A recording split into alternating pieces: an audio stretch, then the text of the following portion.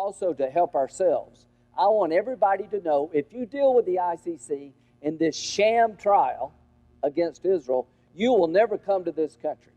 Your visa will be revoked, and if you have assets here, they will be lost. It's actually kind of funny because in a way, Netanyahu taking this approach is almost, as far as the long-term view, legitimizing more and more the Palestinian people. In this video, you're going to see clips that involve 4 different politicians and how we're treating this conflict in Gaza. And sadly, there is only one that makes any sense. The rest of them, if not the majority of our leadership, needs to be replaced. First up, Chuck Schumer. Let's talk about what happened here in the U.S. this week. Senate Majority Leader Chuck Schumer gave a pivotal speech and said, "You have lost your way," and called you an obstacle to peace. Take a listen. The Netanyahu coalition no longer fits the needs of Israel after October 7th. And I believe that holding a new election, once the war starts to wind down, would give Israelis an opportunity to express their vision for the post-war future. So what does he do? Does he stand by his set of morals that he's set out for himself? No, he does not. House Speaker Mike Johnson says he's moving ahead with a formal invitation to the Israeli Prime Minister, Benjamin Netanyahu, to give a joint address to Congress soon. It's expected to be a bipartisan invite and an overwhelming show of unity for Netanyahu as a prosecutor, the chief prosecutor, I should note, with the International Criminal Court says he plans to seek a warrant for Netanyahu's arrest for alleged war crimes in Gaza. He's apparently in talks to invite an alleged war criminal, like one of the biggest ones of at least my lifetime, to our country to give them the honor of speaking in front of our Congress in order for us to give him money, taxpayer money, your money. We are complicit, all of us, because we are not presenting more of an effort to stop what is clearly something that is wrong. So wrong. Probably one of the wrongest things that has happened in some time aside from Ukraine. Oh, who can forget about slavery in Africa and also the atrocities that the Taliban are doing against women in Afghanistan. But let's just focus on one thing. We send bombs to Israel to bomb people that can't really bomb back. And how can we stand by our own leaders when they can't even stand by their own sense of what is right and what is wrong? This should be easy. He should tell Mike Johnson, fuck you. I'm going to do everything I can to both stop you and call you out to the American people for blindly using taxpayer dollars to support an alleged war criminal. And I'm only just kind of saying alleged just because that's kind of sort of the proper thing to do. Like, we seriously want to invite him here when the ICC, the top world's court, the international court, is calling for warrants for Netanyahu's arrest and his defense minister. There is one person that's actually making a lot of sense. And sadly enough, we didn't elect them president. But while most in Congress are standing against the ICC prosecutor and that announcement that he made to CNN's Christiane Amanpour, there is one prominent exception. He's my source tonight, independent Senator Bernie Sanders. Senator Sanders, welcome back to The Source. And thank you for being here. What do you make of Netanyahu coming to address Congress? Would you go to that? It's a terrible idea. No, I won't go. Look, you have a prime minister who has created the worst humanitarian disaster in modern history. Israel, of course, had the right to defend itself against the Hamas terrorist attack. But what Netanyahu has done is gone to war against all-out war against the entire Palestinian people, women and children. 5% of the population is now dead or wounded. 60% of them are women and children. Some 200,000 housing units have been completely destroyed. Every university in Gaza has been bombed. There is now imminent starvation taking place. So why you would invite somebody who has done such horrific things to the Palestinian people is something that I think is a very bad idea. Well, it's not complicated. It's not complicated. It's just the right thing to do. our country should not honor a person that does things like that. And yes, our country has a terrible history internationally, and I'm clearly aware of that.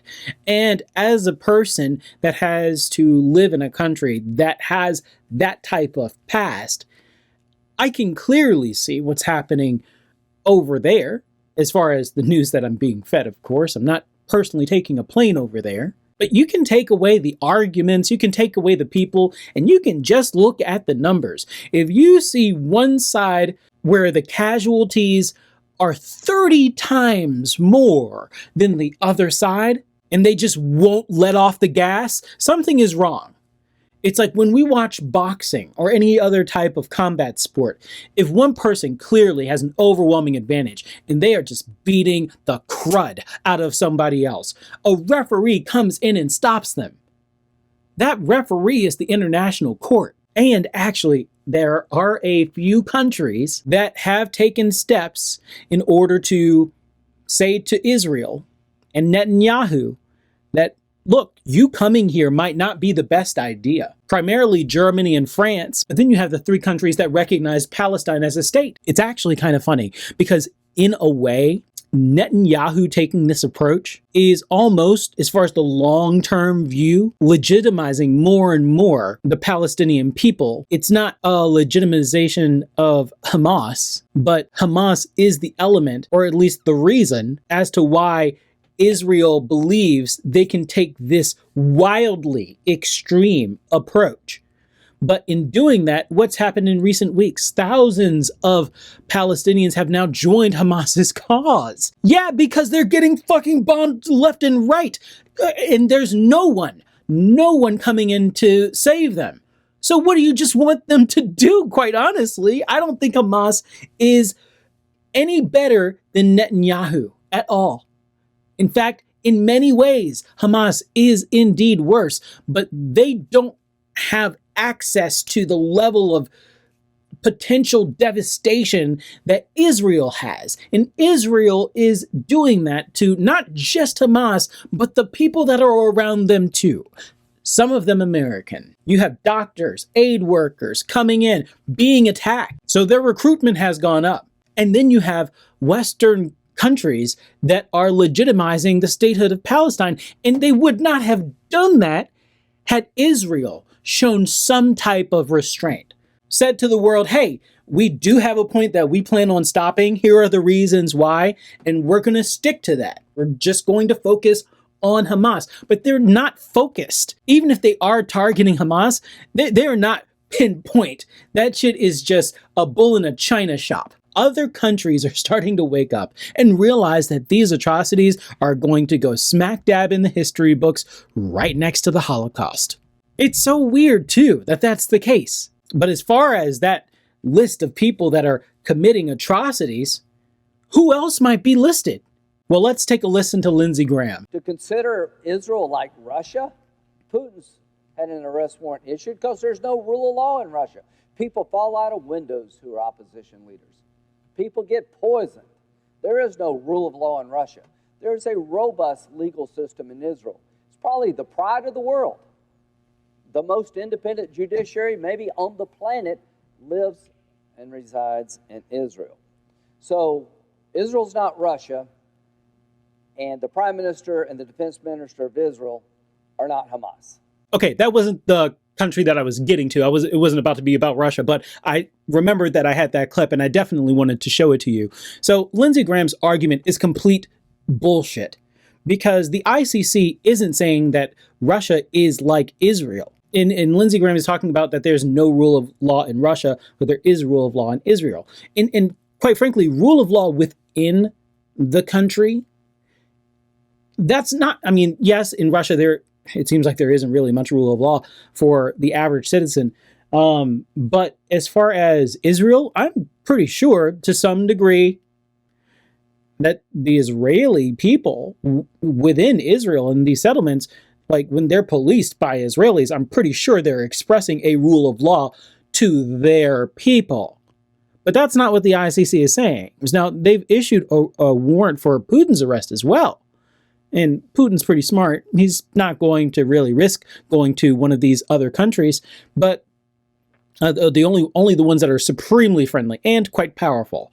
But as far as Israel, yes, Netanyahu would want to go to other countries like France and Germany, and for our allies to recognize Palestine as a state, to say, yes, ICC, we recognize you as an authority that everyone has to submit to, meaning that Netanyahu touches down here. Sorry, Bibi, we got to turn you in. But our government wants to invite Netanyahu. That's despicable. It is.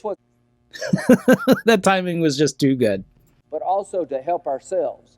I want everybody to know, if you deal with the ICC in this sham trial against Israel, you will never come to this country. Your visa will be revoked, and if you have assets here, they will be lost. You have to pick what I think is an abuse of the rule of law over doing business with America. And if we don't do that as a body, we are next. What on earth? Like, that is phenomenal that one of our elected officials said that. Just that last bit, and then I'll talk about the rest. That last bit, that if we don't take these steps to bully these other people to submit, the ICC to submit, then we, meaning these people, I mean, the ICC isn't going to be like they're issuing an arrest warrant for me, but certainly for people like him that keep this warmongering going, this blind, unlimited support with other people's money of Israel to utter the phrase, we are next. In time, when people look back at this, this is one of the things that they're going to remember. This is one of the things that are probably going to be in that inevitable documentary that talks about the war crimes that are happening. To say that if the ICC takes this approach, that they'll never be allowed here, that their assets here will be seized, it's like gang behavior.